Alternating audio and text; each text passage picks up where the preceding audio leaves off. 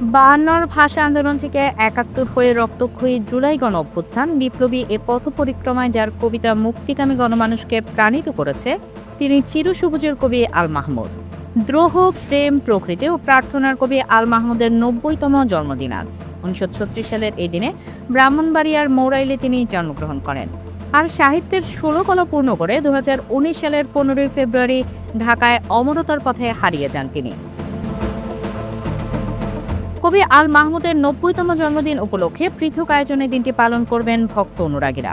বিকেল ৪টায় রাজধানীর আন্তর্জাতিক মাতৃভাষা ইনস্টিটিউটে কবিকে ঘিরে আলোচনা, স্মরণ ও আবৃত্তি অনুষ্ঠানের আয়োজন করা হয়েছে।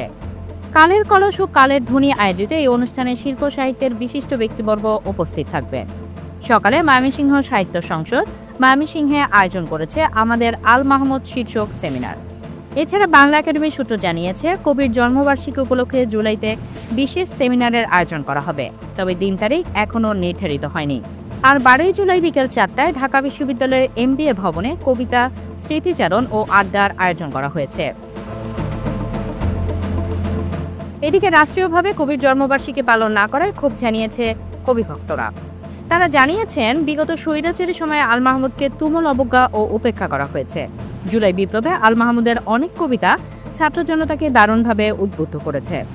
তিনি বাংলা ভাষার ফসলি জমিনকে জাদুকরী দক্ষতায় উর্বর করে গেছেন। জুলাই বিপ্লবের বর্ষপূর্তি অনুষ্ঠানের পাশাপাশি উচিত ছিল রাষ্ট্রীয়ভাবে তাকে স্মরণ করা।